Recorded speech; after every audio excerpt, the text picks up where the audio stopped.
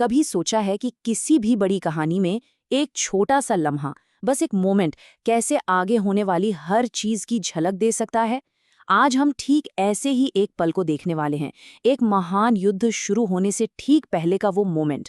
और हम ये समझने की कोशिश करेंगे कि कैसे एक योद्धा का सिर्फ एक कदम, उसका पहला कदम, उसकी पूरी मानसिकता और यहाँ तक कि युद्ध का नतीजा भी बता सकता है। तो ये पूरा विश्लेषण कहाँ से आ रहा है?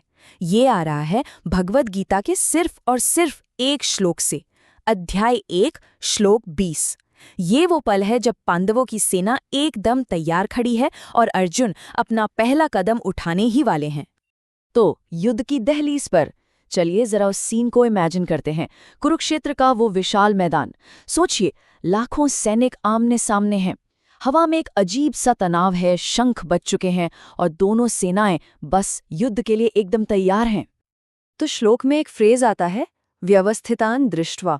इसका सीधा सा मतलब है कि अर्जुन ने कौरवों की सेना को देखा और वो सेना कैसी थी? एकदम परफेक्टली अरेंज्ड, पूरी तरह से युद्ध के लिए तैयार। अब देखिए, कोई और होता ना तो शायद डर जाता, पर अर्जुन का रिएक्शन वो देखने लायक है। एक नायक अपना धनुष तैयार करता है, तो सवाल ये है कि इतनी बड़ी, इतनी ऑर्गेनाइज्ड दुश्मन सेना को देख के अर्जुन ने आखिर किया क्या? उनका पहला मूव क्या था? चलिए देखते हैं श्लोक हमें क्या बताता है। और देखिए, यही सबसे इंटरेस्टिंग बात है। अर्जुन जरा भी नहीं हिचकिचाते। श्लोक कहता है, धनुर उद्यम्य पांडवः, मतलब पांडु के पुत्र ने अपना धनुष उठाया। ये कोई डर का सिग्नल नहीं है, बिल्कुल नहीं। ये तो प्योर कॉन्फिडेंस, ड्यूटी और ये दिखाने का तरीका है कि वो युद्ध के लिए पूरी तरह से तैयार हैं। ध्वज पर छिपा रहस्य। अच्छा, कहानी यहीं खत्म नहीं होती। इस श्लोक में और भी बहुत कुछ है, और भी लेयर्स हैं। अब जरा अर्जुन के रथ के ध्वज यानी उनके फ्लैग पर ध्यान देते हैं, क्योंकि उसमें एक बहुत बड़ा सीक्रेट छिपा है। श्लोक में अर्जुन को कपिध्वजः कहा गया है। अभी सुनने में थोड़ा अजीब लग सकता है ना? कपिध्वजः, इसका असल में मतलब क्या है? ये कोई आम नाम तो नहीं लगता। तो सवाल यही है कि भाई इसका मतलब क्या है और ये इस मोमेंट में इतना जरूरी क्यों है? तो कपिध्वजः का मतलब है वो जिसके ध्वज पर कपि यानी वानर का चिन्ह हो। और ये वानर कोई और नहीं बल्कि खुद महान हनुमान जी हैं। सोचिए जरा। अब देखिए, ये कोई नॉर्मल डेकोरेटिव झंडा नहीं है, नहीं, इसके पीछे एक पूरी कहानी है। असल में हनुमान जी ने अर्जुन के भाई भीम को एक वचन दिया था। उन्होंने वादा किया था कि वो युद्ध के दौरान अर्जुन के रथ के ध्वज पर विराजमान रहेंगे, और सिर्फ रहेंगे ही नहीं, उनकी गर्जना से दुश्मनों का मनोबल टूट जाएगा। तो ध्वज पर उनकी मौजूदगी सिर्फ एक सिंबल नहीं है, ये एक डिवाइन गारंटी है, एक दिव्य आश्वासन कि जीत तो पांडवों की ही होगी। एक नाम जो याद दिलाता है। चलिए अब श्लोक की एक और लेयर को खोलते हैं। इस बार फोकस करते हैं अर्जुन के लिए इस्तेमाल किए गए एक बहुत ही स्पेसिफिक नाम पर। श्लोक में उन्हें पांडवः कहा गया है, मतलब पांडु का पुत्र।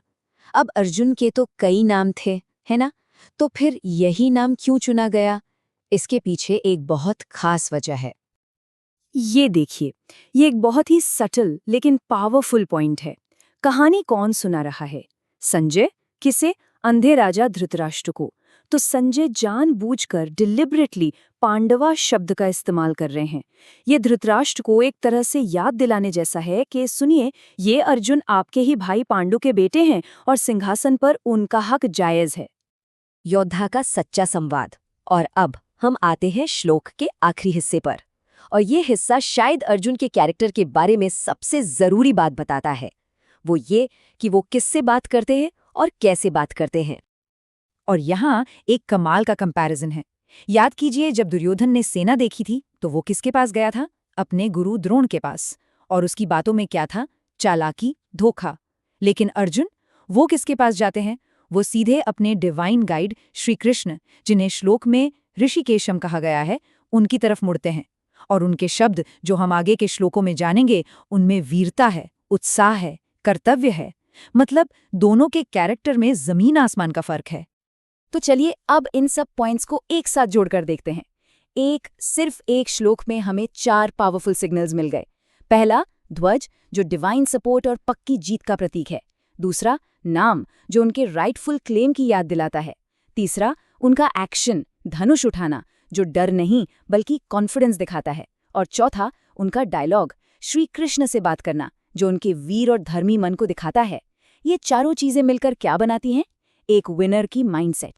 तो आखिर में ये हमें इस सोच के साथ छोड़ जाता है कि कभी-कभी सबसे बड़े सच सबसे छोटी डिटेल्स में छिपे होते हैं ना। एक नायक का सिर्फ पहला कदम सच में पूरे युद्ध की कहानी बयां कर सकता है। बस शर्त यह है कि हम उसे ध्यान से देखना जानते हों।